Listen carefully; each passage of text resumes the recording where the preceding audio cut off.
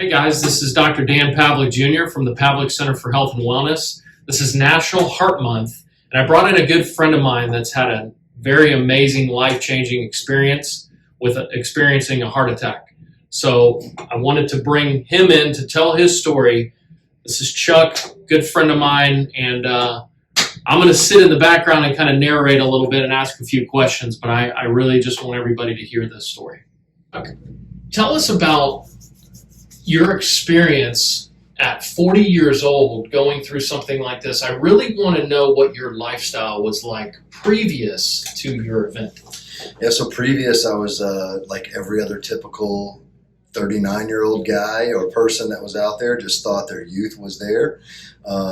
Didn't really care about sleep, was very high work. Diet was just whatever it was, just didn't really worry about anything, to be honest with you. I just went through my life. I was a smoker, which isn't the best, however. How many years? Oh, God.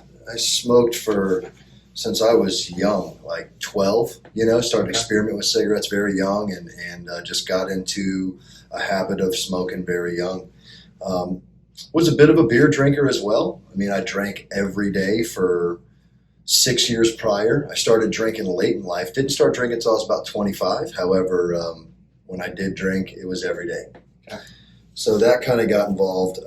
But diet-wise, I just ate a lot of fast foods. And then with the drinking, kind of disturbed the sleep. So the sleep patterns were off and didn't really, I don't remember the last time I had got a good 7 hours or so. I mean, it was usually 5 hours that were disruptive, but it seems like a normal 39, 40-year-old life. A lot of stress for sure. Yeah. You had a pretty stressful lifestyle, on the road a lot, sales, so all the classic stuff. So then when did you start first noticing symptoms?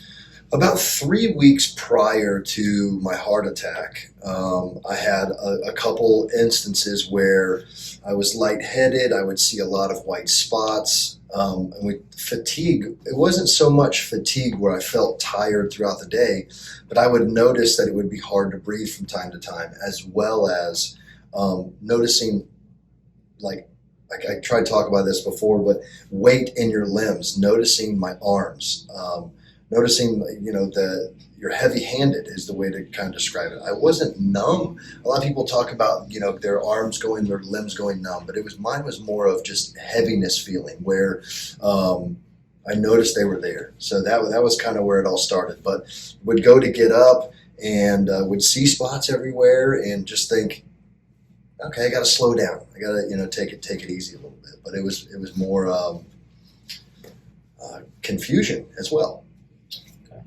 So how long did those symptoms last until your actual event? You said about 3 weeks? Yeah, it was about 3 weeks off and on. I had a few episodes where I would go to get up and just didn't feel correct and getting up and feeling disoriented and really just being uncomfortable, knowing something was kind of feeling wrong, but like everyone, not going to the doctor, thinking, yeah, you're still young, not having to worry about it.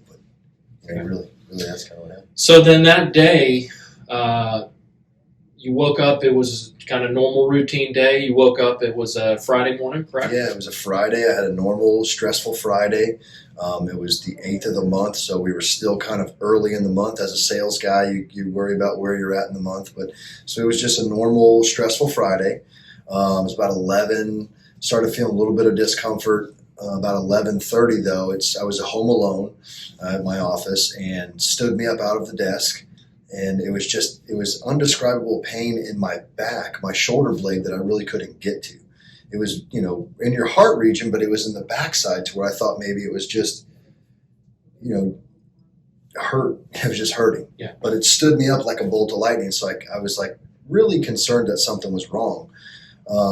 So I tried to fight it a little while, like maybe 30 minutes or so. I was just fighting, trying to catch my breath. I was sweaty, high pulse, all that stuff. And then I was just outside trying to catch my breath. Luckily, my wife came home, and she's a nurse. She's a nurse. So she knew what to do. Yeah, she looked at me and she was like, "What is wrong with you?" I was fuchsia. I was very red. That's because my blood pressure was so high.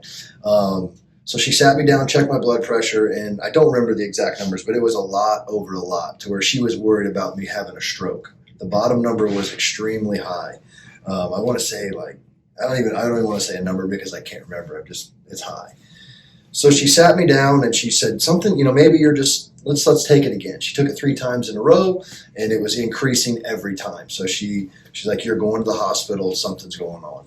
And at that time, she actually gave me a baby aspirin to chew up because she was worried that I was having a heart attack, which I was.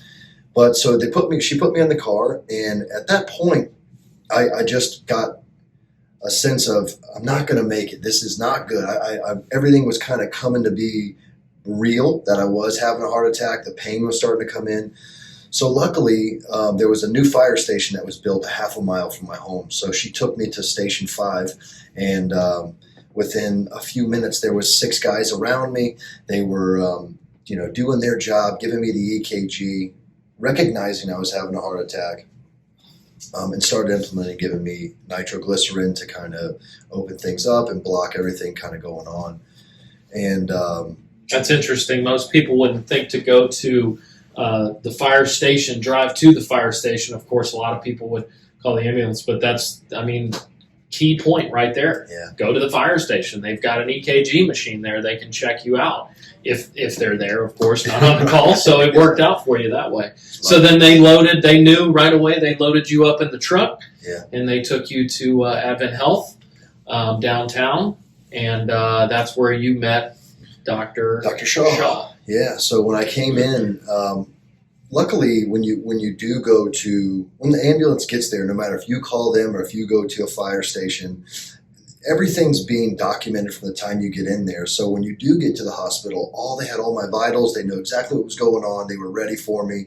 And it was like a movie. I just went through the doors and there was 5 or 6 people standing there waiting for me to get there. They knew I was there.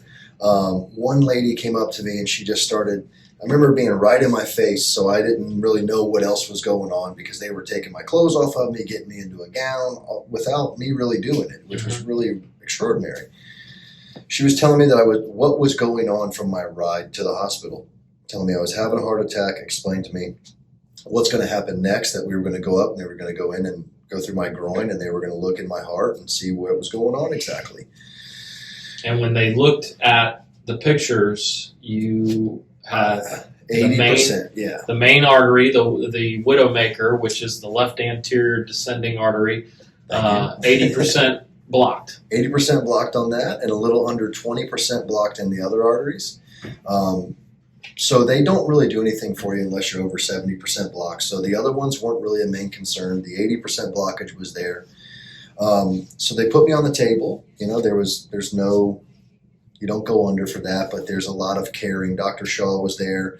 He was in my face and was really nice. He was very comforting, a lot of great bedside manner that he tells me, he says, listen, I love you as much as your family does right now. That I do hundreds of these this year alone. I know it's only early March, but I've already done a few hundred. So let's not worry about the procedure. Relax, you're going to be fine. Pain-wise, you've been in the most pain that you're going to have on the way here. Your pain should be subsiding. You'll be fine. You're going to feel some pressure, a little bit of pulling, but there shouldn't be pain, which he was right about everything. It took about 15 minutes. They cleared out all my raceways, put a 5mm stent in there, and had me on my way. Luckily, my blood pressure responded back to normal immediately and never spiked again. So that has to do with, I think, some overall conditioning that I had. Wouldn't say athletic. I wasn't really athletic, but I was trying to be, so I think that some of my health there, or some of my athleticism kind of helped some of that rebound back. So the changes now you have made post-heart attack, take us through your kind of daily morning routine now. Yeah. So before I was sitting a little heavy at like 205 pounds. I'm just under 6 foot high, and now I'm sitting at about 180 to 185. Before, I didn't really do anything. Now I get up in the morning time. I had to make an appointment for myself, which is working out, strength training, and then some cardio. So every day we do strength training at 6 o'clock in the morning. After that, we do 3 miles, between 2 to 3 miles every day of a nice walk. fast-paced walk, low-paced jog. So we do this 6 days a week. And then as far as supplements are concerned, always worried about taking some greens or some sort of multivitamin out there. And A lot of water. a lot of water. Hydration is the key. I'm glad you said, of course, we talk about hydration, but, really trying to get that gallon of water in every day. It's hard to choke down a gallon.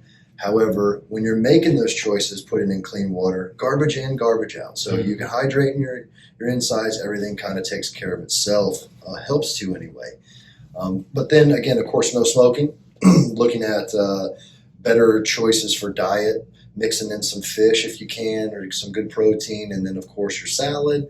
Those are all things I didn't care about before. Not really drinking any beer anymore. Absolutely, cutting out the beer, minimizing the alcohol to weekend use.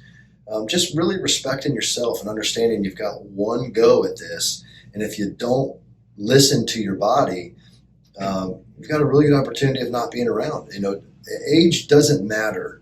It really matters on how you're feeling. And if you're not feeling 100%, you need to go talk to somebody and get looked at. I mean, it's 2021.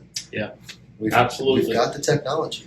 As I come back into the picture here, I just want to reiterate how important it is. I want to thank Chuck, first of all, for telling his story. I think it's so important that everybody hears this from a young person, healthy guy, had bad habits, changed the habits once this event happened. But to prevent the event, now you know what you can do to help yourself.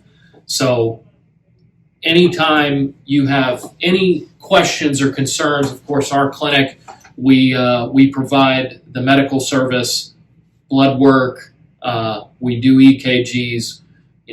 We're here for you guys. We're here to answer questions.